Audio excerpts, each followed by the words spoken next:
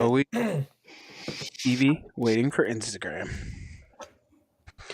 Well, I got 450 hertz going, so we should be good. You got the megahertz. Just Yep. Y'all, you said you're waiting on Instagram. Is that like y'all are going live on every platform at the same time? everyone right now. We are live on Right. Instagram, you- Facebook, You scared? Holy cow! You scared? all. No, I ain't scared. That's some Connecticut like non-Southern stuff right there. Like we're always the last to have. I'm serious. I've been doing this for a year, and I just figured you'd go live one platform at a time. But y'all are like, no, we've been doing this for like 15 years. Like Yeah. everything. That's crazy. We're live on YouTube, Facebook, Instagram, all at the same Allegedly. time. So everything's there. Well, boys, we're back on the Outdoor Drive podcast with the best friend of Cuz Strickland, and even this one time he actually hydro dipped his house in mossy oak. Trent Ellis, how are you, buddy? Hey, doing great, man. Doing great. I appreciate y'all having me on. We appreciate you jumping on. It's just three straight guys just sitting here hanging out. No, I'm stealing your jokes. No, sorry. That's a recent one. That's today. That video dropped today, brother. I appreciate it. You're getting a check. Yeah, All right. we just love it, man. We always following along and seeing what you got going on. We it's really cool. It's actually a breath of fresh air sometimes to see some of the jokes. I know that they're a little bit against us here in the north, but it's okay. We still love you, Trent. Hey, it's against everybody. Okay, it's against my own people. It's against y'all. It's just a way for us to all look and relate and laugh. The best thing is, like, there's even being jokes, there's got to be a little truth behind it to make it funny, right? That's Like, all a joke is. yeah. Every joke, no matter what the joke is, has some element of truth in it, or it wouldn't be funny. Exactly. And the best is, So- like, if you're under that umbrella, like, oh, he's making fun of guys from the north, and I'm still laughing at it. That's what makes it funny. Like, he's talking about me, and he's right. Goddamn.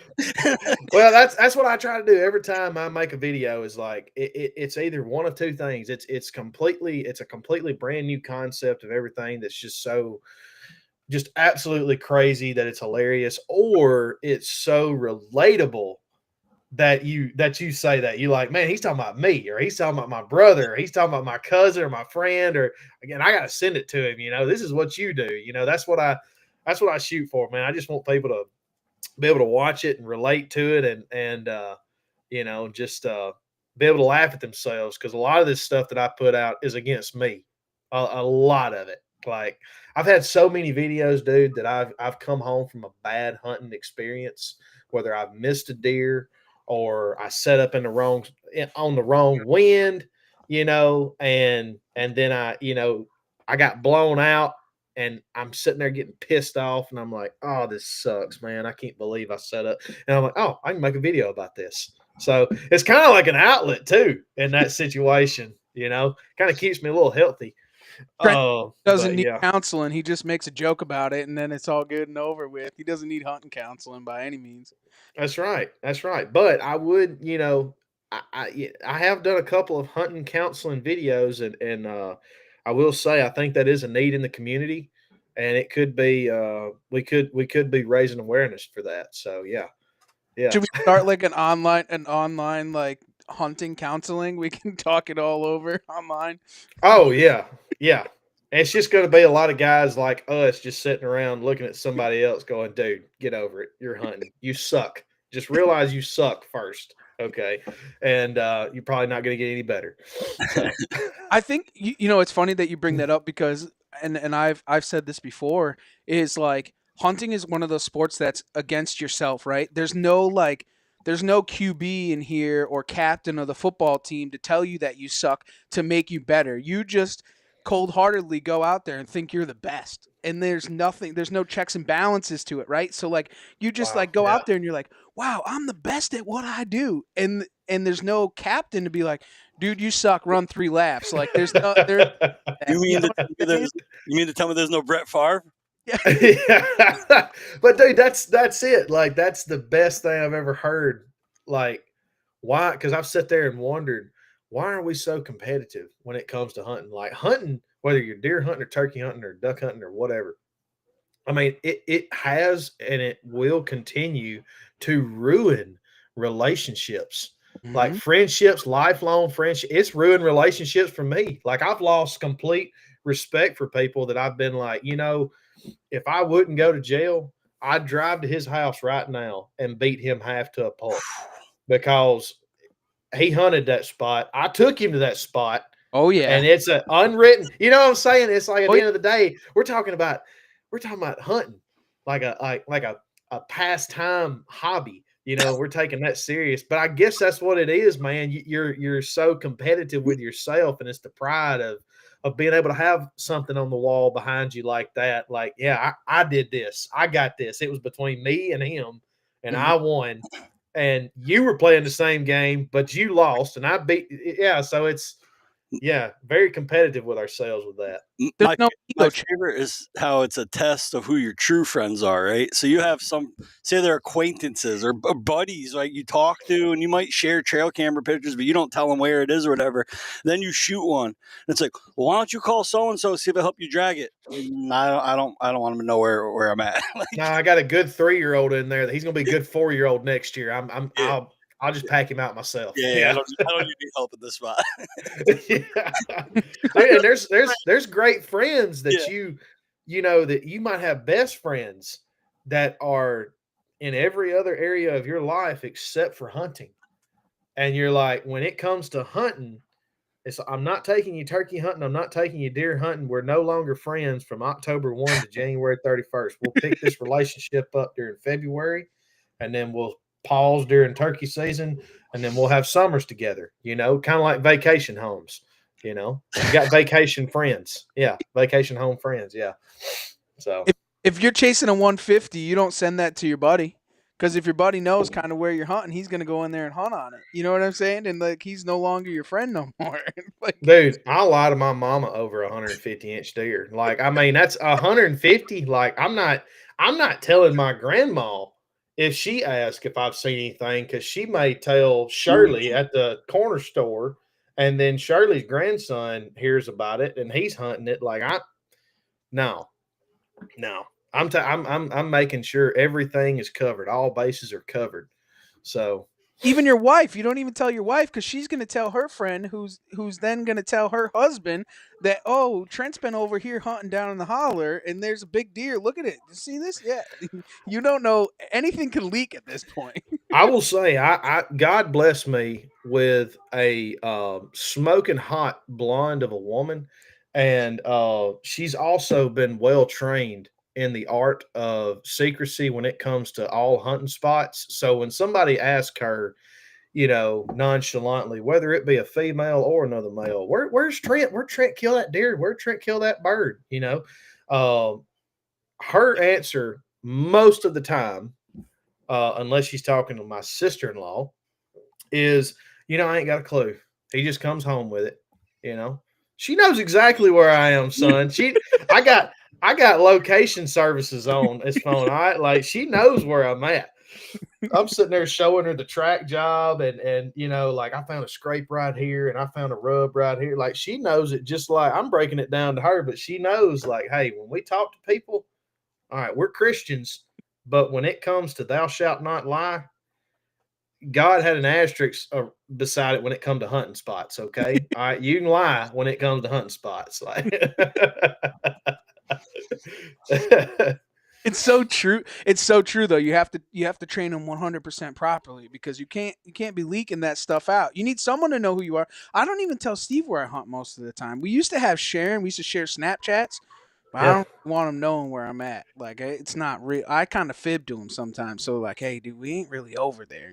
Like Well, no. hey, the best thing that I've done is when somebody's commented on one of my deer that I've killed and I posted, there's always at least one person that either comments or DMs me, "Where'd you kill the buck?"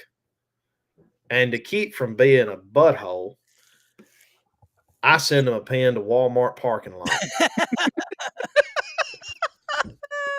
every time, because I know as soon as they get that pin message, they're like, "Oh, he really sent me a pin."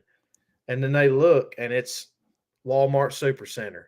That's gotta So be that's gotta be a Mississippi thing. That's gotta be a Mississippi thing because our good buddy Bishop, he does the same exact thing. He begs for pins, and then Mm, when somebody asks him for a pin, it'll be like the White House, or mm. he'll send them to I like spent a, the White House. no, I got to do that. I got Bishop one time because I know how you Mississippi boys are. I gave him a pin right to the headquarters of the DEP.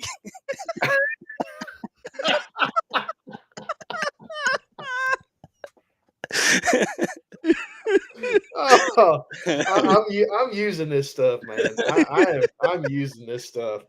Oh man, that's good. That's good stuff. if you can't laugh and have fun with the good old boys that you hang out with in deer camp or turkey camp or whatever, there's really no point in doing this, right? I mean, like that's what it's Oh really yeah, all about, and I think it's more of a southern thing too, right? I think it kind of bled up here into New England, but I think a lot of it, that whole camaraderie, good old times, like especially when it comes to turkey hunting, like they turkey yeah, hunting in the South, and we're starting to get to that point, but the turkey hunting in the South is like that's a heritage. That's a lifestyle. It is a totally different ball game when it comes to turkey hunting.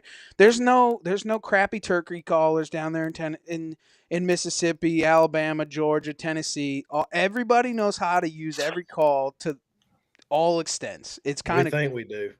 yeah. I could show you some that would make a mountain lion scream, but yeah, yeah. No, it's hunting in general out here.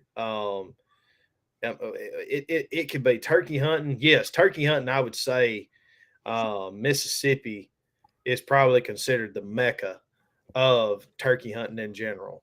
But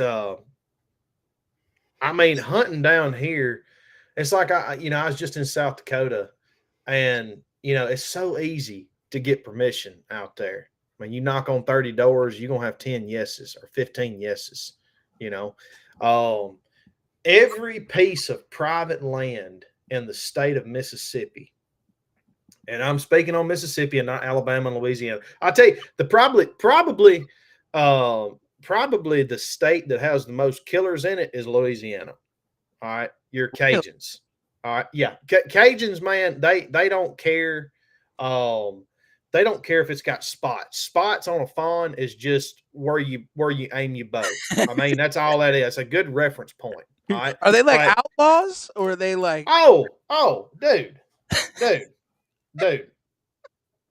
They don't know what a season is. They don't know what a bag limit is. They just know I got more bullets and there's more deer. All right. So one of the, the two is about to run out. the You only know what I'm season saying? they know is Old Bay.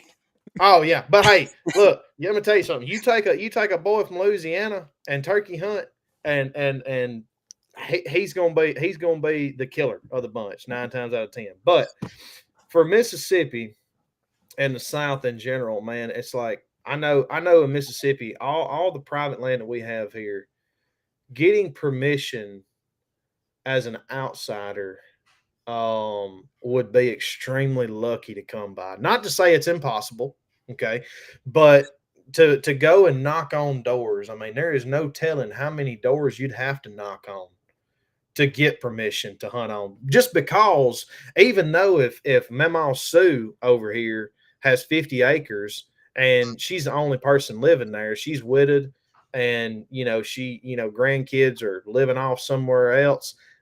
99.9% of the time, somebody that she knows, or a grandson or nephew, is hunting that place. mm. I mean, it's either you either have the landowners hunting it, the landowners' friends and families hunting it, or they're leasing it out.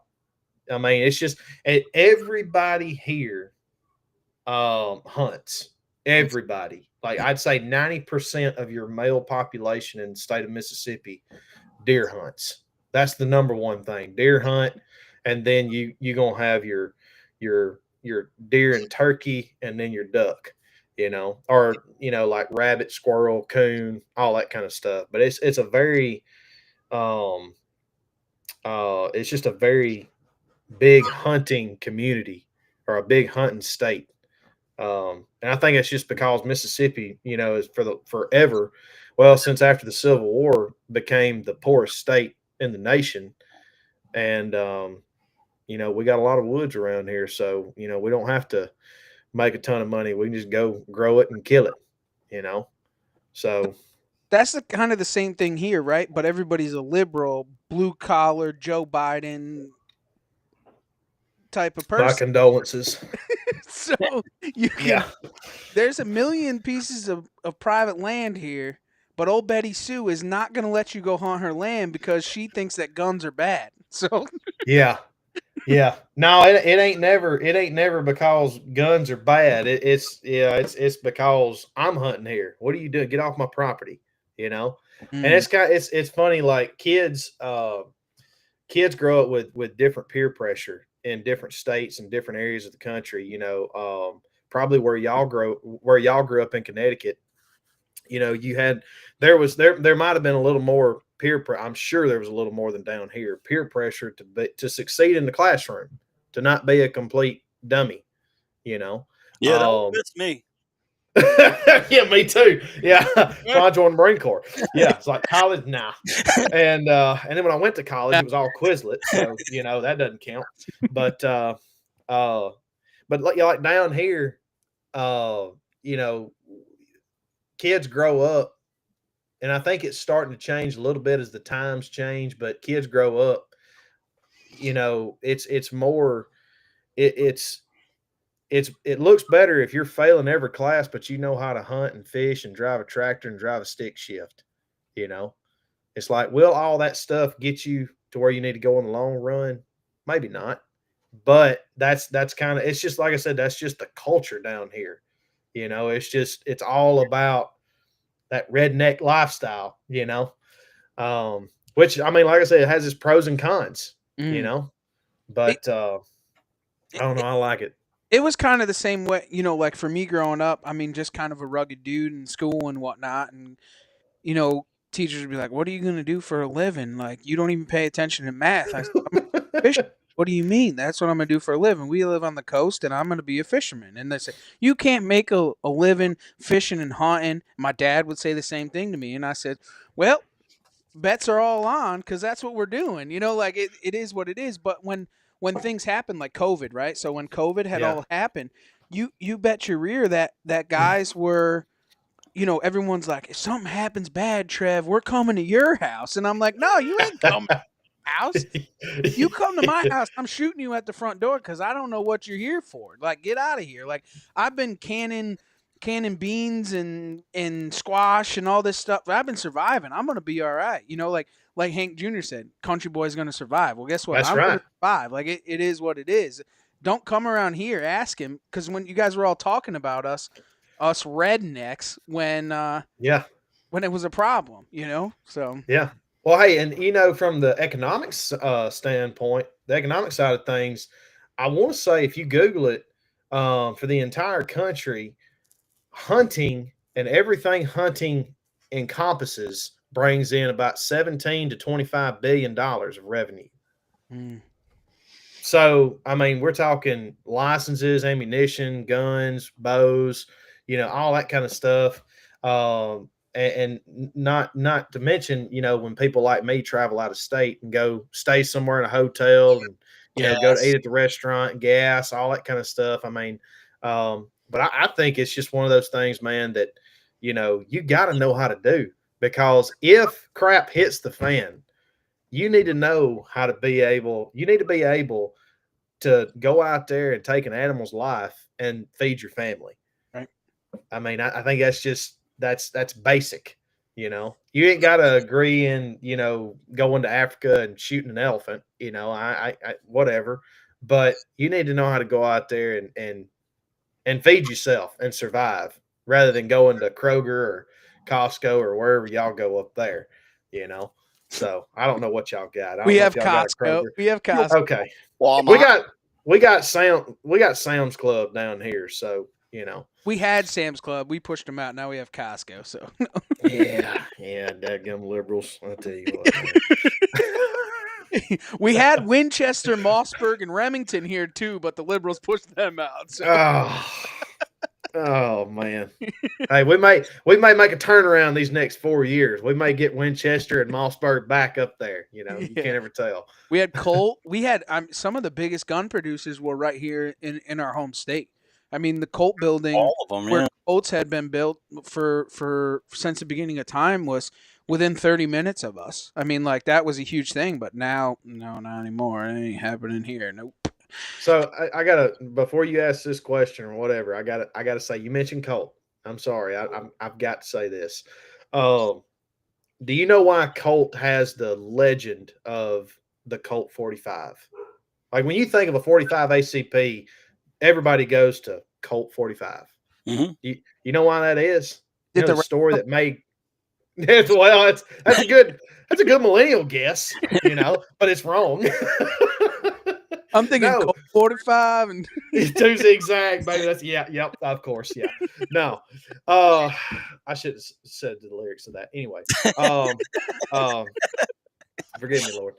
Um, now, so back in World War II, that's what all those pilots were armed with. Was their side piece was Colt 45, and you can Google this and yeah, look this up, and everything off Google's true. So yeah, anyway, no. we'll yeah.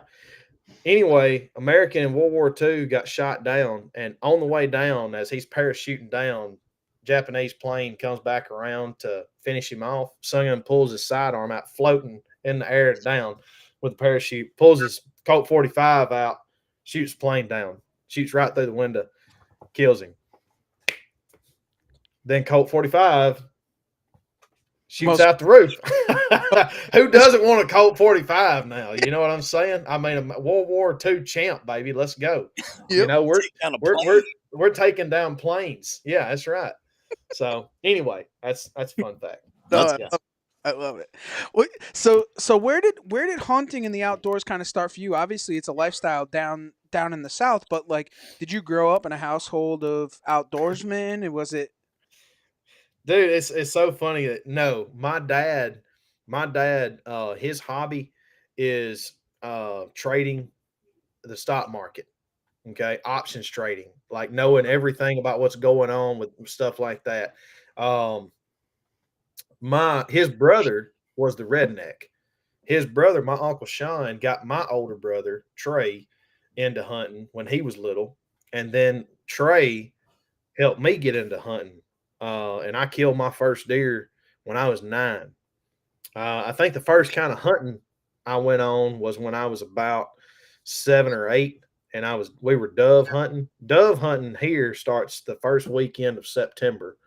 It's normally the September 1st or September 2nd, and that's like opening of like all hunting season. That's everybody hunts opening weekend of dove season because it's like, all right, summer's about to be over with. We're fixing to be killing deer. Then it's ducks. Then a couple months later, it's turkeys. Like, so I went dove hunting when I was real young, and then about a year or two after that, I killed my first deer. And I didn't get to hunt a ton from probably 9 to 15 before I got my license because I had to have somebody take me. It was either my brother. My daddy took me every now and then, but my daddy was one of those man that 8:30 come around, we getting out of the stand and we going to Betty's, and he smoked 3 or 4 cigarettes while we've been in the shoot house, from daylight to 8:30. So but once I got to the point to where I could drive and where I could, hunt myself, I got real big into duck hunting in high school, but carried on deer hunting, and it was just one of those things that I was as much involved in as I could be in my teen years, and then as soon as I turned 17, I joined the Marine Corps. So every time I come home, which was just twice during hunting season, I would hunt like a maniac. I would not sleep. I would just hunt, whether it be deer and duck or whatever. And then when I got out in 2017, I said I've missed 4 years of hunting. I'm fixing to make up for lost time. And since then, I have tried to be in the woods during hunting season. Up until this year, I've tried to be in the woods 4 days a week minimum, and this year I've tried to play it a little smarter and try to go at certain times and not put my sin in there as much. But it definitely, like, the household that I was brought up in was not, mom and daddy didn't have taxidermy in the house or anything. Now you go over to my daddy's brother's house and it was like that. But for some reason, man, when I got into hunting, when I bit the bug, it bit me back bad. Like, I remember my brother having to hide deer that he would come home with after he killed, and he wouldn't tell me, because I remember one time specifically, I wasn't old enough to go, and my uncle pulls up to the house, and I see him through the window, and I'm like, "What's Sean doing here?" And I go out there. Well, Trey is already pulled up, and he's got a basket rack. I mean, seriously, like, it's 12 inches wide. It's a dink of an 8 point. And I go out there. Well, Sean's pulled up, and he's talking to Trey and looking in the back of the truck. And I go out there, and I'm like, it hits me, and I'm like, oh my gosh. And I go over there and look, and they both just like, crap. So I immediately run in the house and run in my room and start bawling my eyes out because my brother killed one and I couldn't go and I didn't kill one. So it was just like, yeah, man, like, just that was even before I killed a deer. I was just wanting to kill one so bad, wanting to go so bad. And then when I finally went, oh my Lord, dude, like, and the first deer that I ever shot, I never found. That was that was uh that was a cruel opener to the hunting world. Was I shot a 6 point and I think I hit it low in the low leg and it bled real good for about 100 yards, and then went back the next day and couldn't find it. And this was before everybody was using dogs and stuff like that. So I had to wait a whole nother year. And that next year I actually killed my first deer. But yeah, man, it was it bit me hard, and I didn't get to hunt a whole lot, but um, I guess once like I said, about 21 years of age, about 8 years ago, is when I really started, like, putting in a lot of hours into the woods, and had the ability to go, and just hadn't looked back, man. You know. It didn't really stop you, or it didn't put no damper on you by like shooting it low and not being able to recover it the first time. It just kind of pushed you forward to want to do it even more. Yeah, yeah. I mean, dude, I've been so. I think I've been so obsessed with deer hunting, especially. And I think, like, deer. If you ask me, what's my favorite, deer or turkey? Deer in deer season, it's deer. Deer in turkey season, it's turkey. That's the hardest question that I have to answer. But um, yeah, man, I have had. I remember overseas on my second deployment, I had watched a episode or two of Duck Dynasty on my hard drive that I had downloaded, and I'd come back from post that day, and I remember that night. I remember that night, like, I was so just. I had a dream that I was behind my grandparents' house, just with my dad's 30-30, and I still remember the dream like it was yesterday, and this was in 2014 when I had this dream. It's 10 years ago, about this time. And I dreamed that I was behind my dad's house, my grandparents' house, with my dad's 30-30, and there were bucks running everywhere. And I was just boom, boom, boom. Like, no, didn't care in the world. Like, I was completely in my dream, like 100% illegal. Don't even think I had orange on, but I was Just from just this laying them red down. And deck. oh, dude, I can remember thinking in my dream, I was like, oh my gosh, I am back home. I am shooting deer. And all of a sudden, like, I'm shooting in my dream and I hear boom. And I'm like, wait a minute, that wasn't me. And, and it hits again. And then I jolt up and I wake up and we've got outgoing artillery, and then I'm back in that again. So I remember, like, it's always, always, always been on my mind of getting in the woods, and whatever career path I choose, it has to be a career that's going to, one, allow me to have as much family time as possible, and two, get me in the woods. or keep me in the woods as much as possible, you know? And so, yeah, I mean, obsessed is probably an understatement with all that. And then you kind of pushed into the whole mobile hunting thing. Like that's not a big southern thing. That mobile hunting thing is not a southern thing. Yeah. Well, see, me and my brother, we started hunting public. We started hunting a lot of public back in 2017, 2018. Mm. And 2019, or I think it was 2019 is when I started saddle hunting. And dude, I'm gonna tell you what, man, you walk a mile 3 or 4 days a week one way with a darn climber, even if it's a summit, like I got a Summit Goliath out there. That's a very light climbing stand and very comfortable what you get up in there. But my God, I mean, after a mile, and then if you kill a deer, you got to take the stand all the way back and then go back in there and pack it out. It's like, and once we heard about saddle hunting and saw THP doing it, I'm like, man, I got to try it. And then we hadn't. That's been 5 years ago or whatnot, and I hadn't looked back since. So it's becoming. I think public land hunting is becoming a much bigger thing now, and people are tired of carrying lock-ons and tree stands into the woods. So when they feel like they can put just basically a safety harness on and have a nature walk compared to a death hike, and get to where they need to go and shimmy up a tree. That's the way a lot of people around here are transitioning to.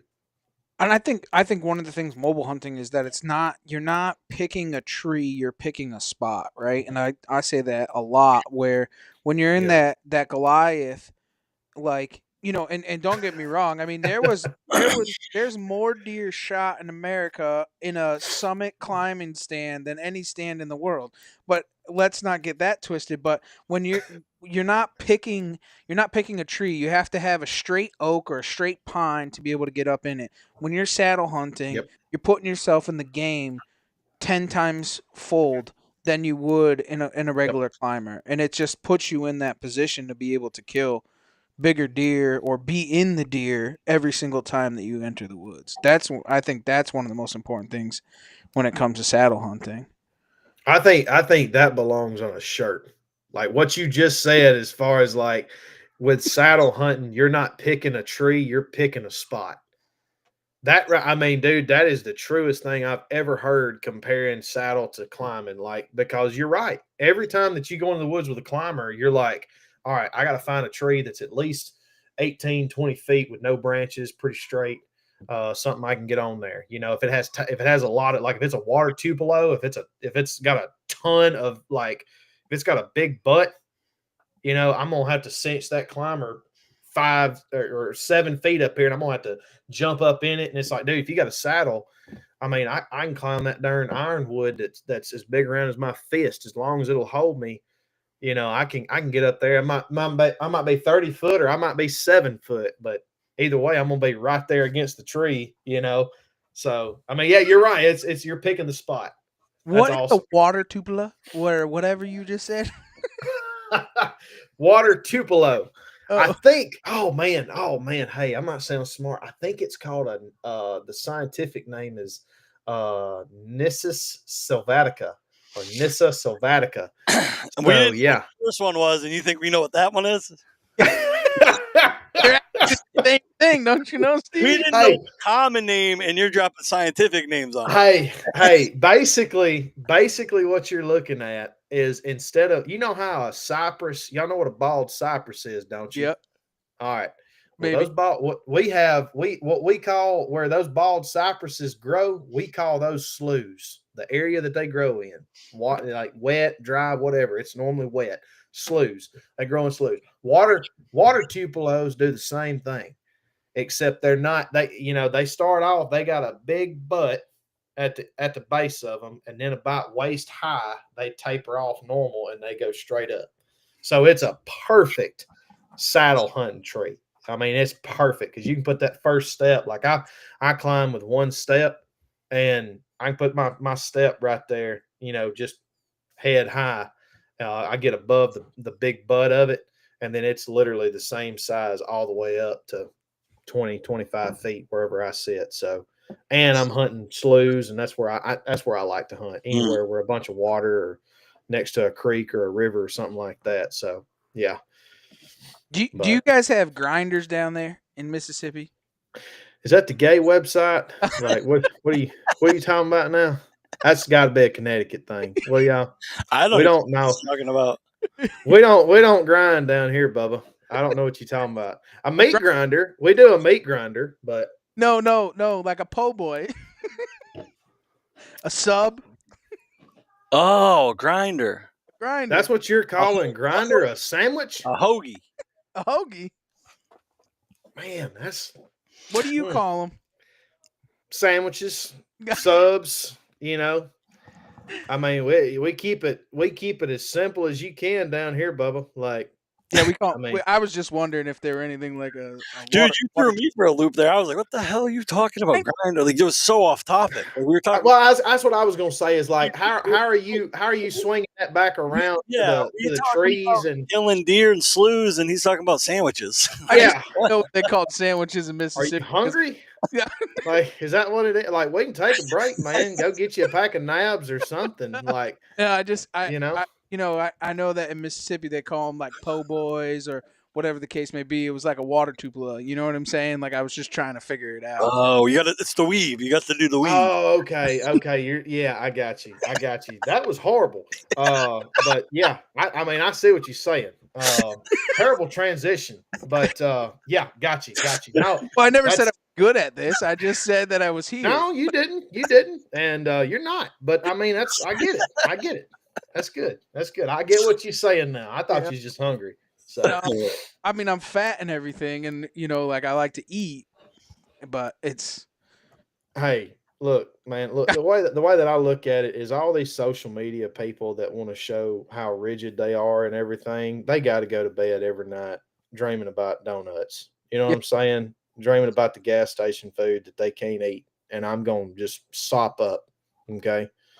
So I don't know about y'all up there. My wife's from Washington State, and when I introduced her to a gas station biscuit, chicken and biscuit or sausage and biscuit, blew her mind. When I told her the first morning that we were here, and I said, "Let's go by and get a biscuit. We're gonna go to the gas station." She's like, "What? We're going to the gas station to get a biscuit? Like, do y'all have that up there? Is that a thing?" Or more bagels. But yeah, we're bagels. A big bagel place. Bagel. Sausage, egg, and cheese on a plain bagel. Yeah. Well, you get an egg McMuffin. No, yeah, y'all need some biscuits in your lives. That would, I think I'd bring back That's probably why Mossberg left. Y'all went to bagels. Yeah, I would. Yeah, no, we're not bagel people. My wife is a bagel person, but we want a lot of dough. Yeah, no. That's a Harris thing that y'all got going on with the bagels. No, dude, if you ever come down to the South, you have to go to the grungiest looking, like, it needs to have a C or D rating health inspection code on the window, and get you a sausage and biscuit or a chicken and biscuit. And preferably, if the clerk behind the window has no teeth or very few teeth, it's going to change your life right there. So that for us is like where we get like fried chicken. You get fried chicken in the gas station. The best, like crappiest gas station you ever seen is where you get the fried chicken. I'll tell you a funny story. 2 years ago, it's like, I want to say it was the last weekend of turkey season, and me and Trevor grinding, right? We're trying to kill one more bird. So we hit the spot, and we got on a bird, but he didn't want to play, so we pull out, we hit the gas station. Cumbies is our big gas station, Cumberland Farm. So we hit this gas station, we get a couple breakfast sandwiches, and I don't know how they are down there. But these ones, you grab the pre-wrap, but they got a microwave. You throw it in the microwave, hit the button, it heats up, you pull it out. So we're driving down the road. I'm driving. I grab my breakfast sandwich. Well, I don't really like shitty egg, right? So I roll down my window and I pull the egg off my sandwich. It's a sausage, egg, and cheese on a plain bagel. And I go to Trev. You see him; he looks hungry all the time, right? So I go to Trev. I go, hey, you want my egg? He goes, no, you don't want your egg. I was like, nah, that's gross. I throw it out the window, and I go, that ain't even real egg. And he takes a sip of his coffee. He goes, I hate to tell you, but that ain't real sausage either. He got a good point there. That I look, but I am with you on the egg, man. Gas station eggs are like hospital eggs. All Yeah. right, they that's what's killing this country. Yeah. Okay, but the meat and the bread, and the cheese, that's The meat's catching up. It's getting a little sketchy too. It's getting Man, he's. I hate to tell you, that ain't real sausage either. Truer words. Yeah. Truer words have never been spoken. I mean, I say a lot of smart things, but I say a lot of dumb things too. Dude, I tell you what, for knowing you for 40 minutes and 34 seconds, I mean, you've said some things, brother, that, like I said, t-shirt worthy. You know what I mean? Yeah, we've had some hiccups, in this 40-minute segment, but you're doing good, man. I gotta ask Trent, where did it all start for you as this whole comedian thing? Like, I know that we're 40 minutes, and we haven't even asked this question yet, but like, was it a beginning of time you just come out the mama's womb telling jokes, or like how does this all work? Like, are you Man, I really and truthfully, I was always the class clown. I always loved making people laugh. I mean, even if it come to physical harm, I mean, I would make people laugh. I got 39 paddlings in my 8th grade year, and one of those specifically, Miss Miller looked at me. We had a TV in the room, and she said, "Trent, I'm not talking to anybody else but you. I'm leaving for 10 minutes. Do not turn on the TV. If you turn on the TV, when I get back, it's going to be me and you in that hall, and you getting 3 licks." And so Allie Devon goes up there, and she turns the TV on. And I'm just sitting there. I'm being good. And Miss Miller comes back in. She sees the TV on. Allie never does anything. She's sweet as can be still this day. Amazing person. But she did that knowing what would happen. So Miss Miller comes back in and sees the TV on. She says, "All right, Trent, out in the hall." I'm like, "Yes, ma'am." And everybody dies because they know, like, Allie did this, but Trent's going to take the blame. So, like, it didn't matter, man. I used to get whooped, to make people laugh. Like, I've always loved making folks laugh and have a good time. And I guess I started August the 24th of last year. I downloaded TikTok and I uploaded my first 2 videos. And I just thought, man, I've got so much crazy crap up in my head and I've got tons of memories and stories. And I just feel like I felt like there was a ton of Southerners that could relate to the content that I could put out, and it's like I started off my first 5 videos, I think were, or 10 videos. There was probably 3 or 4 in there about Southern phone calls. If you look back at those videos, if you can find them, they're super like edited bad, timing's off and everything. But I got a really good response from the local people here, of just like, "Man, I love that. That is so me," and it just kind of made me want to keep going. Cause I told my wife, I said, "I'm going to try it for 7 days. And if I don't hate it, I'm just going to keep going and see what happens, see what the good Lord does with it. And just let him do whatever he wants to with it." And, so I guess it just started off as just trying it out, just saying, "Hey, I literally, anybody starting social media, you have nothing to lose. You have zero overhead. And all you're doing, no matter what you're trying to, hit as far as niche or genre or whatever, you have nothing to lose but the embarrassment of yourself and the failure, of yourself." And I'm like, "Well, shoot, I ain't worried about that. You know, I've been in insurance and investments for the last 3.5 years. Like I've heard no and failed plenty of times. It's all right. It'll be all right." But I guess I just I got a lot of good, you know, I probably had that first week of doing it. I had 4 or 5 people reach out to me, and I see people, and they'd say, "Man, that video, that's so us." That's me when I talk on the phone. That's what I do. It made me feel good that I'm making a few folks laugh, and I just said, "I'm gonna keep doing it. I like it."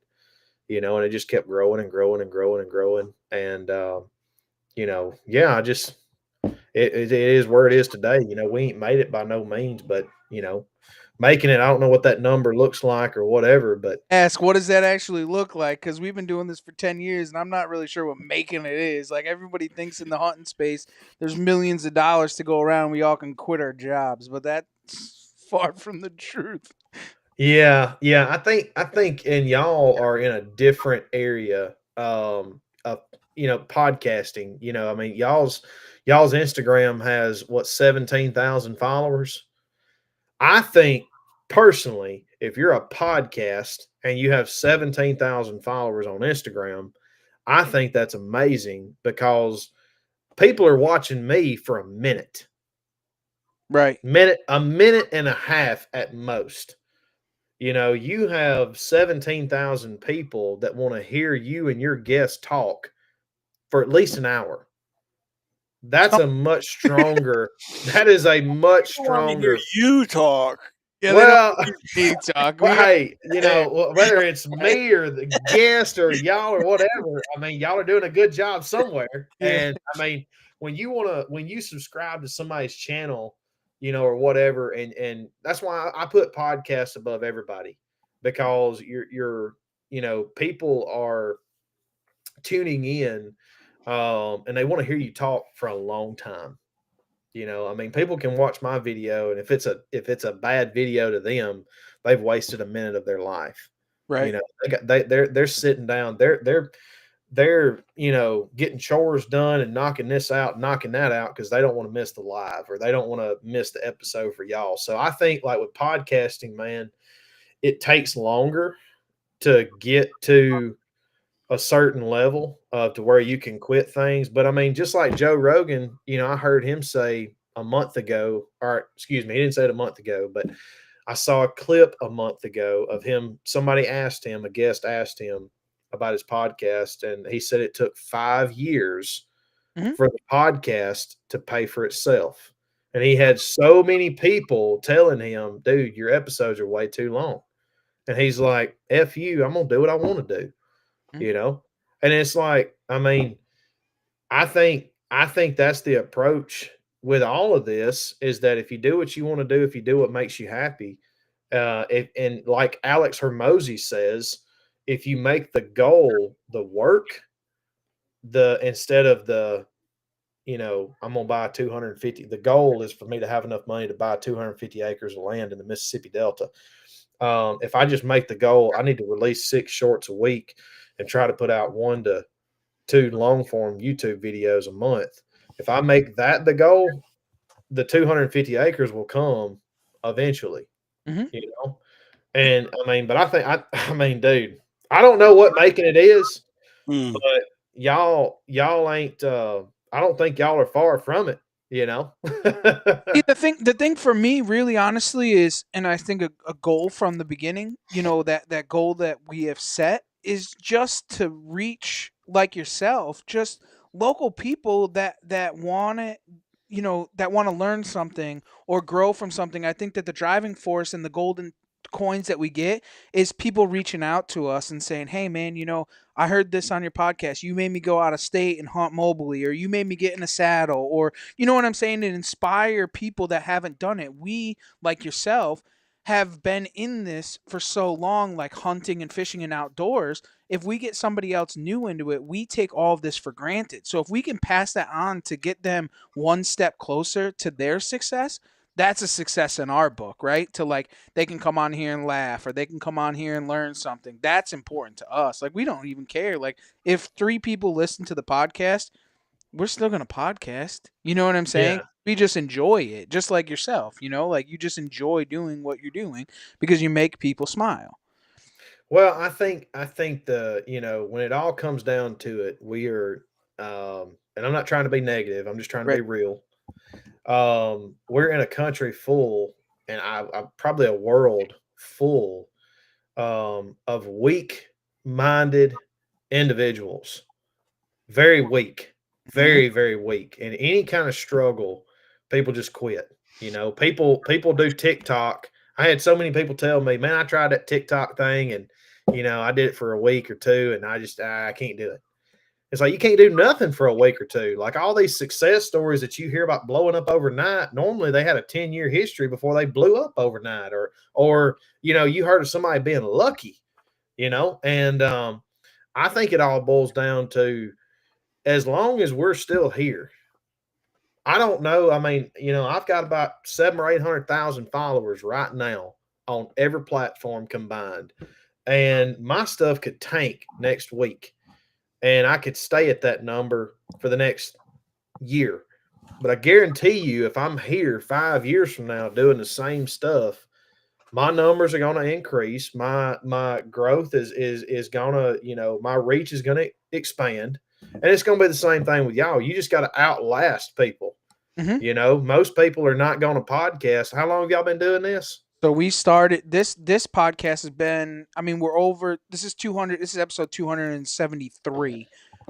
Before that we had over 300 and something podcasts. So we used to own East Coast bow hunting, but it was only an East Coast thing. We changed it to the outdoor drive being full outdoors, hunting, trapping, fishing, the whole 9 yards, instead of just pigeonholed to mobile hunting on the East Coast, right? And Yeah. so all in all, I guess the answer to the question is we've been doing this for probably 6 or 7 years. Oh Podcast. man, it's like that. Y'all seen that picture analogy of that guy that's got a pickaxe and he's digging underground, and he's like got two more swings, and he's Mhm. he's he's got the diamonds that are fixing to fall into his lap, and then you got another guy that's choosing to walk away. And I think that a lot of people they have the diamonds right there in front of them. Hmm? They're focused on the goal of the 250 acres in the Mississippi Delta, and they don't have it yet. Rather than the goal being, we're going to release a podcast a week, or we're going to release, whatever, and just say, hey, I'm going to give it to God and let Him do with it what He wants to during His time, you know, and I mean, I think y'all, if y'all are here in 4 years, 4 more years, you hit your 10-year anniversary. I guarantee you, if y'all maintain your consistency of posting and content, stuff like that, I mean, you could be in a completely different area financially, freedom wise, like everything, Um, but it's just you gotta last. You just gotta last. That's the thing, and you have to be, and this in social media, and we encourage everybody, but you have to be consistent with what you're doing and keep it going, because people want to listen, like they want to come in on and see every day, oh, there's a new joke from Trent, he's got a new skit going on, like they want to, they're tuned into that. If you stop doing it for 2 weeks, they're going to go find somebody else that's just as good as you know what I'm saying, because there's so Yeah. much talent out there, and it's the same in podcasting. I mean, so when we had originally started East Coast bow hunting, we went on for 300 and something episodes. We had a little bit of internal issue. We started the outdoor drive. When we had come back at episode 1, there had been a blow up of podcasts, and they had just gone up. So we had to fight from the bottom back to the top again to get that recognition of who we were. But we already had that following, but we had a new name, right? And we started from the bottom to go back to the top. And it's just fighting through it. People don't last, and especially the outdoor industry. People come and go. They come in here and they're like, oh, I'm gonna make $1 million. I killed a 150. You know what I'm saying? And they're gonna make a YouTube video. They're gonna do 15 YouTube videos, and then they're done. You know what I'm saying? Because they didn't get Mhm. to 5,000 followers on YouTube like this. And it's a longevity thing. Everybody wants to see them all the time, year after year after year. Man, Trent's going out there, man. He's killing it this year. Look at him go. You know what I'm saying? And like, you just got to have fun with it and just enjoy Yeah. every part of it. Don't think you're going to make $1 million. Do you go to your financial job and they just go, here's $1 million to start? You're at the top of the chain. It doesn't work like that. It Well, doesn't. that's what I was going to say is that, a lot of people, that are listening in, I'm sure somebody has thought, well, this dude's talking about longevity and lasting. He's only been doing this for a year. Like, he better buckle up because he could have some rough seasons ahead. I'm speaking from experience from the financial industry. If it hadn't been for the financial industry that I've been a part of for the last 4 years, I wouldn't have started doing social media, because my first year in finance, I made $16,913 or $73. You know what I'm saying? Like I made no money. And in my second year, I think I made 20, and I'm only income for the whole household, like 29,000, second year. So I know what it's like to, to work for literally years, a couple of years at least, and make no money, and just say, all right, well, I got to trust the process. I got to keep calling folks. I got to keep building relationships. I got to keep getting better. I got to keep getting more knowledgeable. And then it was like that third year for me, things started clicking. I wasn't no longer Trent the, this or that. It was like when people had, when people wanted a Roth IRA or they wanted to invest some money, who was the guy around? Oh, Trent does that. And he doesn't wear a suit and tie. Okay. So we know Trent. We can trust Trent, and I slowly started becoming that guy. And I saw that process pay off, the longer that I stayed into it. And that's why I was so unafraid to try this, is because, like, failure, dude, you're looking at a failure. You know what I'm saying? Like, biggest failure out there. You know what I'm saying? Like, biggest disappointment. I mean, I got a wife, and we're living in a deer camp shack that the sewage backs up in the bathtub, and I'm making $17,000. You know what I'm saying? I'm having to sell golf clubs, and I'm having to go on Facebook Marketplace and sell shoes and boots and wedding boots, and a driver and a 3-wood, just so I can put, gas in my truck for at least 2 more weeks to go on appointments, to maybe sell some life insurance, and maybe, do an investment over here and over there. You know what I'm saying? Like, Oh, yeah. so that's what I'm speaking from. I'm not trying to sound arrogant or ignorant. Like, I realize I'm the baby in the industry when it comes to Right. social media and, all this kind of stuff. But I do know just a little bit about, just like I said, just being consistent and outlasting everybody else. And I think that's what a lot of people like to see. That they don't want to, from a business standpoint, they don't want to do business. They don't want to give you, $500,000 if they think that if you've been in it for 6 months, Right. and they're like, well, where's Trent going to be 6 months from now? Who's going to be in charge of, this inherited IRA that I've got? Like, who's going to be doing that? Is he going to be doing? He's only been in it for 6 months, So a lot of the times that stuff you have to kind of, build up to that, and show people that, hey, I'm going to be here for a while,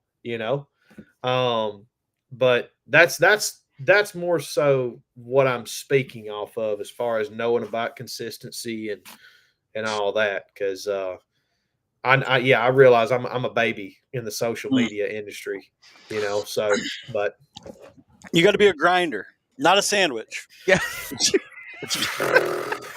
oh, that took a turn. Yeah. He speaks up after 15 minutes. He's like, well, we got to get on grinder. I mean, be a grinder, whatever the case. I mean, to bring it all back to most of our listeners, we're all here talking hunting, right? And it's like you said there, a minute ago, about how everybody nowadays wants instant gratification. They want instant results, and like nobody has the patience to put in the time and the effort. Like, everybody wants to shoot this their first year out, and it's like, dude, it took me 15 years to shoot something like that with my bow in my hometown, right? And it's like, do you know how many spike bucks and basket rack dinks that I shot? I mean, I'm talking before social media, and like, I was the best deer hunter I knew because I only knew 5 people in my hometown. You know what I mean? And like, social media comes around, and you have like your local Facebook hunting groups. You're like, damn, dude, like there's a lot of good hunters around, There's but way like, cooler dudes than us. I know that. but I mean, I hate to say it. There's so many guys. They're newer hunters, and they have this expectation and this they want, everybody wants to shoot a giant. Everybody does, right? You're crazy if you don't. But like, dude, you got to put in your time. You got to be consistent. You got to get out there, and there's a process. And it's like, dude, shoot them all. Shoot every buck you can. Get those numbers up because this will come. But it might not come your first year, your second year, your third year, and you might not even punch a tag. You might get skunked, but you're going to get better. You're going to progress, and eventually it all comes together. And it's not going to happen your first year. Yeah, I prayed this morning. I got up at 3:30 and I read Psalm 38. Can't even tell you what it said. I can't remember it, but I remember at the end of it praying, Lord, please make me successful today. And if you don't, please just let me enjoy the hunt. And that, like dude, for the last 5 years, I have put so much pressure on myself to kill every time I go out, knowing that if I go out 80 times a year, we get 3 buck tags in Mississippi. You know what I'm saying? Like, unless I go out and shoot the first dink 6 point, which if you want to do that, hey, that's great. I don't want to do that. Mm-hmm. I want to shoot something like what you got on your wall. I'm not even going to show my wall. That kind of pisses me off. But anyway, trust me, there's Oh, don't worry, we got like looks good. But no, it's like thanks. I'm trying to get to the point to where I enjoy the process and mature a little bit and just enjoy the fact that I'm going out in the woods and going to hunt and chase these deer instead of putting so much pressure on myself and looking on social media and saying, well, he got this deer, he got that deer. He's so much better of a hunter than I am. And like you said, man, just, enjoy the process and realize that, hey, I may never shoot a deer 24 1/4 inches wide. I may never do it. All right. I may never shoot a 160-inch buck. All right. But just enjoy the process and allow it to come when it comes, if it comes. Yeah. I mean, I just had this conversation with a friend yesterday, and like, it's not hard to get to that point where if you're not successful, like, what's success? Success is you want to shoot a buck every time you go in the woods, right? And if you don't do that, it was a failed hunt. And like, there's a fine line between, well, it was a beautiful morning, beautiful sunrise, right? You saw a woodpecker and you saw a hawk chasing a squirrel and like all the little things. But at the end of the day, it's like, dude, I'm not here for the sunrise. I'm not here to watch the squirrels. I'm here to kill a big buck. And if I didn't kill a big buck, it was a failed day. And it's very easy to forget the good parts of that day that you got to enjoy in the woods that day, because at the end of the day, you're leaving on the way back to the truck. You're like, I don't know where that buck is. I didn't see him today. Like, this sucks. What am I going to do? But the day was still a day in the woods, but you can lose that really quick. I think that there's a part to that a lot of people don't get or understand, because it's social media, and one of the things that eats up a lot of people when it comes to social media, and especially us too as content creators. I mean, we're not only just a podcast; we film hunts, and you know what I'm saying. There's a lot of stuff that we do, and it sometimes that stuff aids up on you. Like there was a time in my life that I didn't care about friends. I didn't care about family. I didn't care about nobody. All I cared about was killing giant bucks and getting things on film. And when you do that, you lose sight of watching woodpeckers. You lost sight of watching sunrises. When you put that all aside and you mellow out, it seems as good things start to happen. When you just enjoy the process, good things come to you. You know what I'm saying? When you're out shed hunting, you find a shed because you don't care, but you're out there enjoying the outdoors and just living up the process. When you start to add that added pressure to you, it just seems as if, there's some type of karma that just eats you away. And it's like, no, you don't deserve that because you're not understanding what it's really all about and what that whole circle comes about. When you sit back and you say, I just want to shoot a nice buck in one season, then it just comes to you, and it just happens. And it's a scary thing. You know what I'm saying? Like if you put that much pressure on yourself, it's not going to happen. I'm sorry, it just never does. You know what I'm saying? Yeah. If you want to go on a date with the prettiest girl in school, and that's all you think about. You ain't going on a date with that pretty girl. It's just not happening. When you start settling for twos, then you get a 10. It's just the way it happens. You know what I'm saying? This is one of those analogy points where I'm like, man, like that's I'm pulling back a little bit. Like telling people to settle for twos, bro. Like that's yeah, don't do that, y'all. I don't know I can't see y'all. Look, we got Eric's on here, Josh, Dan. Like y'all, y'all are better than twos. Okay, you know what I'm saying? Like, but I get what you're saying, Trevor. But let's not settle for twos. You know what I'm saying? But yeah, let's like with sixes right. or sevens. I meant, just off the top. Just for the record, I do not endorse everything that Trev says. We are two separate entities, all right? He is Trev, I am Steve. So don't. We're not gay. We're not together. We eat grinders, but we're not on grinder. We're Okay? Yeah. That When we whole. go out to eat, our check is separated. I'm gonna do that the next time I want to compare something. I'm like, yeah, like what do you call a grinder? Like, what do you guys call it? Yeah, I can't wait to see Like, somebody. you've been on that website again, haven't you? Yeah. If I ask my daddy, about a grinder, he'd be like, "What are you talking about? Meat grinder, son? What are you talking about?" Like, he wouldn't even get the gay joke. He'd be like, what are you talking about, son? Like, yeah. It's one of those things that's funny is I always ask my southern friends about the grinder. You know what I'm saying? Like it's just because I get the same response every single time. Trev's new bumper sticker. Your 2 is my 10. That t-shirt right there for the outdoor drive podcast. That right there. Your 2 is my 10. That is good. That is good. No, I do get what you're saying though, as far as like, pressure and my buddy and I, we've got a podcast that we do called Just Your Average Hunter, and we haven't done an episode since August, and we're gonna get back into it. I want to say right after deer season, but one of the guests that we had on there, I don't know if y'all have heard of him, but his name is Dan DeWitt. Y'all ever heard of that name? Oh, we know Dan DeWitt. Absolutely. Okay. All right. Burger beer. Yeah. So Dan, Kills alligators and all kinds of weird things with a vertical bow. Yeah. dude, he does. He's got a dadgum turkey spur necklace Mm-hmm. that would make a nun cuss.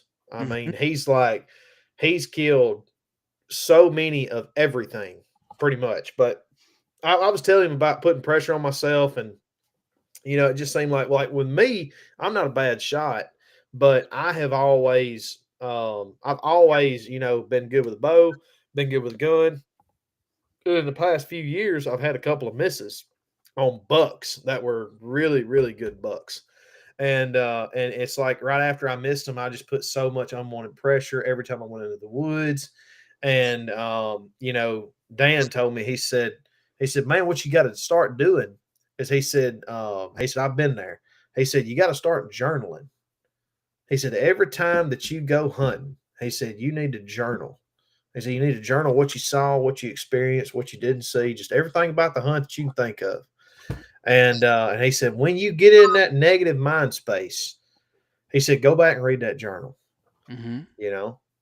And I thought, man, that is sound advice. Now, I haven't followed it. I don't have a journal. Okay.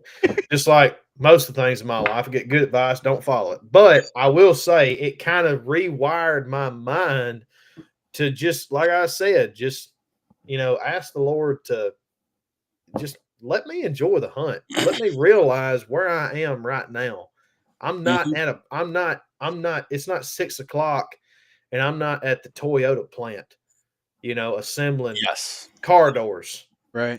right now for the next 12 hours. You know what I'm saying? Like I'm in the woods doing something I love, and there ain't no sense in having a bad attitude or coming home and kicking the dog, just because I got blown at by 3 does. It's like enjoy where I'm at. So that's him saying that kind of helped me, look at the big picture, I guess. So going along with that, there was a good friend of ours, Kurt Geyer. He's actually, I don't know if you listen to Working Class Bow Hunter at all. Kurt is a very good friend of ours. There, he's like he he's like the Mark Drury of outdoor hunt podcast. Like he is the man, right? And he's done it. Same thing in the process. One of the things that he told me when I started podcasting, he said to me is he says, enjoy every step of the road.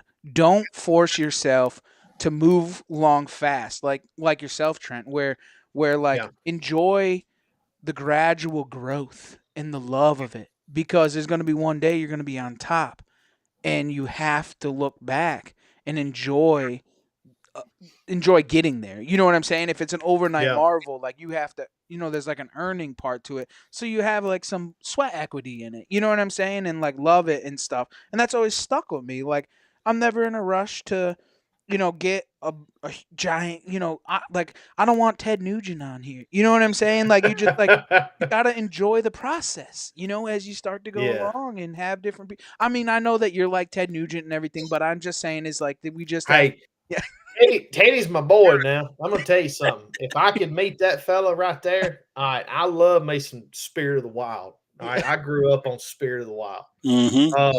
I'm at kind of a weird stage like with hunting because I'm at that stage to where I feel like I'm growing up to where, putting these practices into practice. But I'm also at the point to where I just want to kill as many big bucks as possible. Yeah. Because I haven't. Right. Because like my biggest buck, and this is my opinion. Some it may be trophies, some are probably dinks. Probably 100. The 3 bucks that I've got, 2 of them, the biggest ones are that are mounted in there. More than likely, don't go over 120 to 125 inches. So, I mean, I'm at that stage in my hunting life to where, it's at times I'm selfish. I'm still selfish. Like I've got a buck that I'm going after right now that is every bit of 140 to 150 inches. And when it comes to me taking people, I've told them, I'm like, listen, like I've got a buddy of mine that he's like, hey man, these guys want to take you duck hunting. They want to do this and we want to do that. And I'm like, brother, as soon as I kill this deer, we'll do it. As soon as I kill him, we'll do it. And he's a 140-inch deer. He's not 190 or 180 or whatever. Oh, thank you. You got some sweet tea? That's right. This Diet Mountain Dew. I love my Diet Mountain Dew, baby. No. So it's kind of weird because I'm talking about that, maturing and taking all that stuff kind of for granted and everything. But at the same time, I know myself well enough to know, just like during turkey season, I think I may have only killed about 11 birds by now. And every year, I have people for the last 3 years asking me, hey, can you take me? I'd love to kill my first bird. And I'm like, yes, I'd love to. I got to get one first this year. Like I'm not taking you until I'm hopefully I'll be there one day to where I've got deer on the wall like y'all have, to where I've got enough of them to where I'm like, all right, even if I don't kill one this year, I've got plenty. I'm wanting those, but I'm just not there yet. Like I'm still a part of that. I'm mad at them, dude. Whether it's turkeys or deer, I am freaking pissed off at them, and I just want to fill. I want to fill every bit of sheetrock that I got up with just big deer and big turkey fans. So.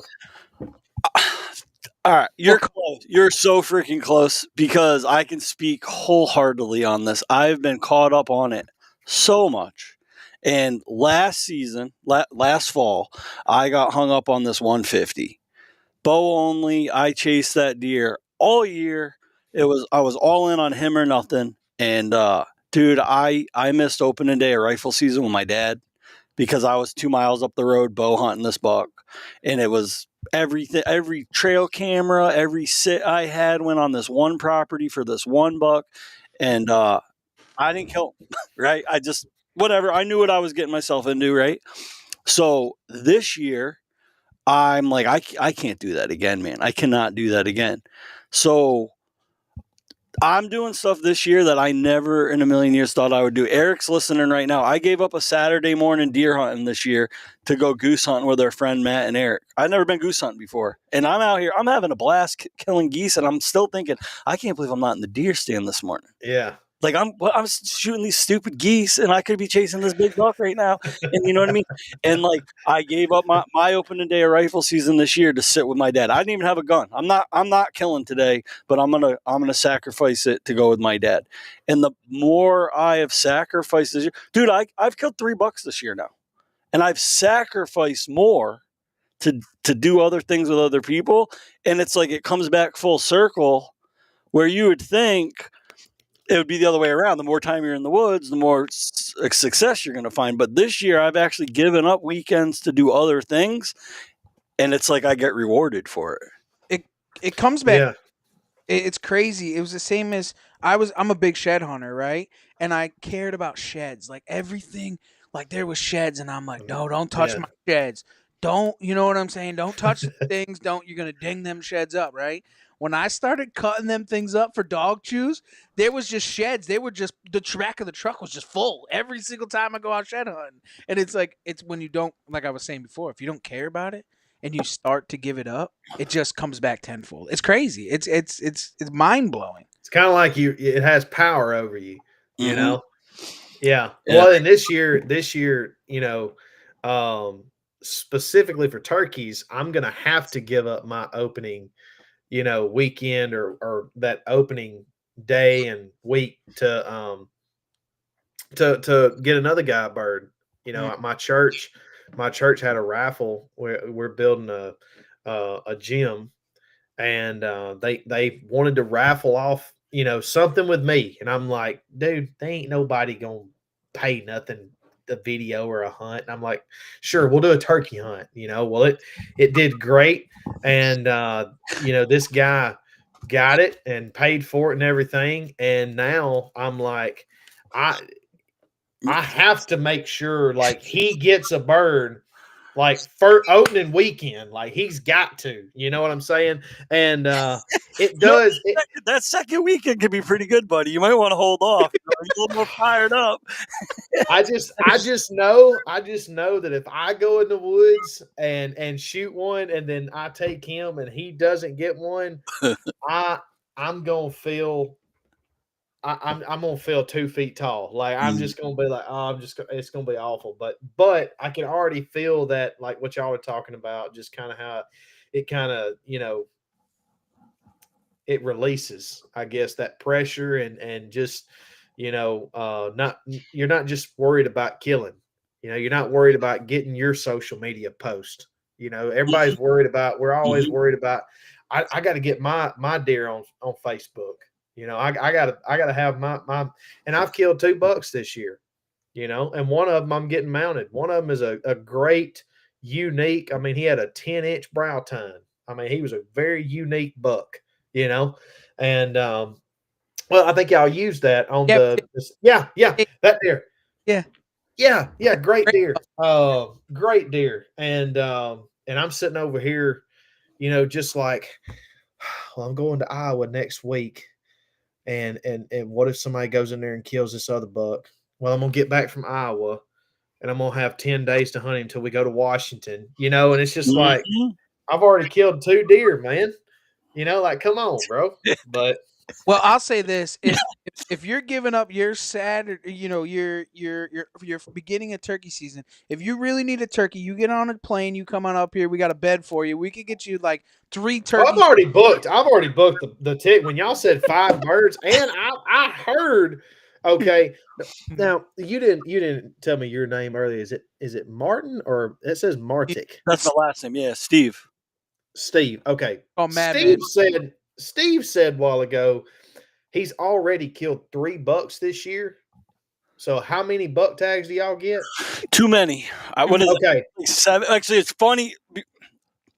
You just took the words out of my mouth. I've shot 3 bucks. I'm tagged out right now. When muzzleloader season opens up, I got 2 more buck tags, one for public, one for private. So listen to this. Just like you just said, Trev calls me up yesterday and he's like, "Hey, we got I won't drop the specifics yet because we haven't talked about it yet, but Trev's like, "Hey, we got an opportunity to do this on such and such weekend. 13, 14, 15." I was like, "Ooh, that's my first weekend of muzzleloader hunt." And he's like, "Yeah, so what?" I'm like, "Dude, I'm trying to kill another buck." Yeah, shit. But hold on, let me do the math. All right, maybe it'll go, and it's like, but that's where you weigh those odds. And like, I'm to the point now, like I said before, all right, I'm only going to get 4 days of muzzleloader hunt this year. I got to get after it, right? If I want to kill that other buck. But if I sacrifice that weekend and go do this with the crew, maybe it'll come back full circle that second weekend. I'll get you can take Trent from Mississippi and he can get a buck and you can feel as good. Yeah. That's what I was thinking too. That's exactly what I was thinking. Because I was like, he said 3 bucks at least and 5 turkeys. Like, I'm thinking of maybe 2 or 3 years buying a place in Connecticut. And we'll get bagels in no time. Now we're gonna change that. I'll bring my own Pillsbury biscuits, or we'll make them. Whatever. I ain't eating no bagels. Like I've tried it, and that's for women. But anyway, 5 turkey tags, 7 buck tags. You in? dude. Oh my god! And see, like y'all don't even have a ton of deer. Oh, we have a lot of deer. Oh, we got. Well, okay. Don't have how many deer? How many deer do y'all think y'all have? Like you'd have to go by per square mile. Deer population of Connecticut. Y'all see Connecticut's probably the size of your hometown. Like Connecticut's small, so you'd have to go by the population per square mile. All right, hold on. How to spell Connecticut? We need on. All right, while you're looking that up, no. All right, what do y'all think y'all's total deer population in the entire state of Amish hot pockets are better? He's not wrong. Oh, you're talking about the bagels? Yeah. I don't know what Amish hot pockets are. That you got to come to Harrisburg. Oh, Amish hot pockets. Yeah. Also, Urban Dictionary thing. Oil Can wants to know, Trev. What if you get 2 5s? Is that like getting a 10? I mean, I don't know. You need 2 2s. That would give you like 6. Right. Back to the population. Dude, yeah. That's 100,000. Yeah. Okay. All right. Check this out. But we're 40 per square mile right now. You're what? We're 40 deer per square mile. Yeah. But okay, so do Mississippi per square mile. Just do it, Jamie. Deer population, Mississippi. Jamie. Look this up, Jamie. Per square mile. What does that have to do with anything? Because our state's tiny. Oh. Okay. So you're cramming. Well, this was 9 years ago. It says 30 to 40 deer per square mile. So that was 2015. Is that Connecticut? That was Mississippi. Oh, so we're about the same. Oh, so yeah, we're 41. It looks like we're 41 per square mile. Oh, I'm sorry. Groton in Connecticut. 30 deer per square mile. Mm. We have some parts. So there's one town that has 220 deer per square mile. Yeah, but still, like, I mean, we're about the same. 1,000 deer in the entire. I know. I get y'all's state's kind of small or really small, but like, you can kill how many bucks a year? 7. 2 with your bow. 7. 2 with your bow. 1 with your rifle on private land, 1 with your shotgun on public land, 1 with your muzzleloader on private land, 1 with your muzzleloader on public land. And you would say that you have a good chance if you took a 7. This may be giving out more information. You may have to edit this for the release, not the live. But you would say that if you had a 7 to 10 day hunt in Connecticut, you could possibly shoot a 130-inch deer? No, hell no. No. Not a one. Potentially odds wise? No. Yeah, Nope. So you're saying way smaller? I will take the under on that every single time. 130. 110, 120. I mean, you're so strong about this, but you have sheds Yeah, but behind you that scream 115, 120, and then you've got the 24. You got the double wide. I mean, but I like I said, that's a mobile home of a deer, right? but I know how few and far between they are and how rare they are. Like, I mean, if you want to talk like Yeah, Trevor. I mean, look, 100 incher, I don't know. they're like rats. dude, that Trevor's sheds are not 100 inches. There's Those a are not 100-inch deer. There's a 154-inch 8-pointer in there. That's what I'm saying. Like, come on. Anyways, we'll leave it Yeah. alone. Just leave it alone. I've never seen anybody go, "Oh no, that's not true." I'll show you how I am wrong. Watch this. They're no. They're far and few between. I would say saying that a 130 in Connecticut on a 7-day hunt is like going to the Midwest and shooting like a 180, like Yeah. a legit booner. They're Hey, just hey, not. careful, I did it. So They're just not behind every tree, you know. Wait, you're saying? Hold on. You're saying that shooting a 130 on a 7-day hunt in Connecticut is like shooting a 180 in the Midwest on a 7-day hunt? Yeah, just showing Because up. that's possible. It's possible. I mean, it's like it's possible. very possible. If you have 7 days and in like Iowa, I mean 160 to 180. Like, okay, let's go to 160 to 180. Then we're like 110 to 120. Yeah, 110, 115. We shoot them all day. We shoot them all day. Okay. All right. So, all right. Let me ask you this. Let me just hold on. Just say. Trent's in. Right. He's all in. He's just. I'm all in. I'm completely in right now. Trent's All go. right, these deer right here. Where does this old deer camp with Trent? Yeah, it's a good Like, deer. deer like that right there. Like, is that what we're hunting like on average in Connecticut? Yeah. All day. That's a shooter all day. I wouldn't say that's average. I mean, I'm in. But that right there is a 120, 125-inch deer. Yeah, I ain't passing that deer ever. I ain't Like, passing that deer. That deer. Yeah, I mean, but that's what I'm saying is like, you got a 7-day hunt in Connecticut. You can shoot deer like that, and it being so small too. I think that's something that can help y'all. Well, or that does help y'all. You know what I'm saying is, if you come from Mississippi and then you're here in Connecticut, we could pull some Mississippi stuff here in Connecticut, and then you're definitely gonna go home with a 130. Oh, you talking about like nighttime deer, nighttime hunting? I mean, whatever it takes. Some Mississippi stuff is what I said. Yeah, we're going 0 dart 30. I got what you're saying. We're all on the same page. Yeah. Honestly, where the real fun is in New England, we might have to edit this part out too. It's the turkey hunting. It's the turkey. Because the states are so small, you can skip states real quick. So you can bang out like Connecticut, Rhode Island, Massachusetts in like a weekend. You can get okay. Tell me.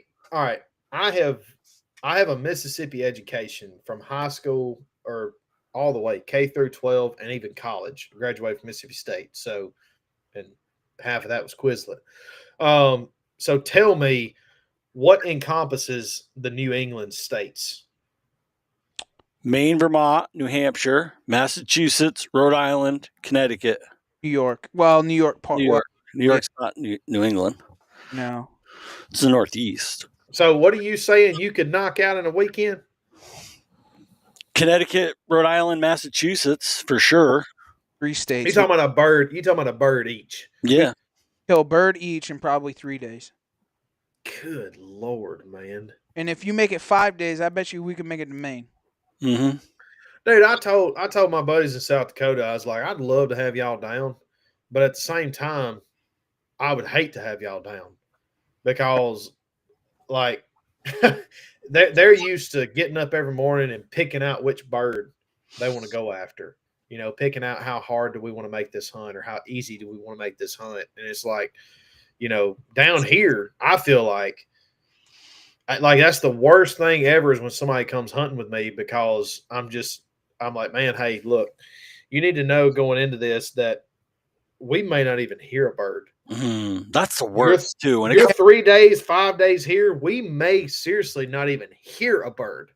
Okay, and we're gonna hunt all day. Mm. So yeah, If, like if you that's had if you had private land here, you could definitely. If you was here for 5 days, I could almost guarantee you're gonna fill 3 of them tags. If you were here for 5 days, you could fill 3 bird tags in Connecticut if you had private land. If you're hunting public land, you can still do it in public. I think you could do it on public, but I think it'll be a little bit harder, right? You're gonna be please in edit birds this out. all Please day. edit all that out, dude. Y'all gonna ruin that state. Oh my No, gosh, y'all Come gonna on ruin up. that state. Come and do it. There's more public land up here for everybody, and I'm telling you right now, if you know what you're doing, it's already Jack Trent because we open at all those New England states. We open first, so all those other states come here for the first 3 days because we're the only ones open. There's more When? staters here. When's y'all's opening? Like last Wednesday in April, so like 24, April 24, 25, 26, something like that. Dude, when does y'all season end? Like last week of May. last week of May, and then if we go north, we can hunt into June. In Maine. Oh, I've always wanted to kill a June bird. There's only 2 places to do it: Maine and Michigan. And in Michigan. Crazy. Yeah. We probably gonna have to. We're probably gonna have to talk further about this. Come on up. Getting up there. I ain't afraid of driving, cuz you hear what I'm telling you? Like I'm leaving after church on Sunday going to Iowa. So, hey, I had a 6-speed Tacoma too. Now you talk killer. I had the manual, son. All right. I killed a rattlesnake out the window of that Tacoma with a 38 special one night. Yes, sir. What are you old snake loads? Oh, dude. Hey, look. Y'all think I'm kidding. I'll show you. I believe you. Dude. This thing was huge. We cooked this thing. It was awesome. But yeah. Is he showing us a video? I think he's showing us. No, I was gonna show you the picture of the rattlesnake that I killed that night. We were riding the refuge. Probably shouldn't say that. But here it is. Some Mississippi stuff. No, it looked like a skinhead too. Does a rattlesnake's eyes shine with a spotlight? Wow. Look at that. That's a big snake. Oh, dude. Shot it with a 38 special right out the window, and then 2 days later we were eating that joker. Put a little Tony's on its back, grilled it. Oh man. It's good. Oh yeah. Trent, this has been an absolute blast. We cannot appreciate you enough for jumping on. I don't think it'll be the last time. I think it's going to be some type of turkey camp up here in Connecticut. We're going to have some headsets on. Hey, that sounds good. Thank you very much for this. But before we let you cut you loose, we ask everybody one last question, and we want to know, Trent, what drives you outdoors? And not your dang old manual Toyota, okay? We already knew that. What drives me to get outdoors? Like what grinds you? I mean, what gets you going? I really. This is gonna sound super cheesy, but I think it's the truth. It's just who I am. Being outdoors and hunting in general is so much a part of who I am. I mean, I have no specific reason on why I do what I do or why I love what I love, but just ever since I was 9 years old, holding a 243, having my foot on the belly of a spike that I had just killed, taking 20 different pictures, like a deadgum, Civil War soldier, like just sitting there. I mean, wondering. Ever since then, it has just been, it's just been me, I don't know why. I don't know why God's geared me the way He has to love hunting and the outdoors so much. But I mean, I don't know what else I would do. I really don't. It's just who I am, brother. I can't change it. Nope. I think it's what keeps us all together and all in one group is we all have that same drive. We still have that same ambition, and we all love the outdoors. Yeah. Heck yeah. Well, guys, hey, I appreciate y'all having me on. It's been a blast, and y'all just prepare yourselves. I'll find you. You don't even need to send me an address. I'll just show up during the spring and be like, "Oh crap, there's Trent," and I'll be like, "Yeah, I've been looking for you. I've been riding around for a week, but I'm here. Let's go shoot a bird." So, yeah. Just remember, the new 2 is the number 10. So thank you, Trent, and for everybody else, thanks for taking the ride right here on the Outdoor Drive.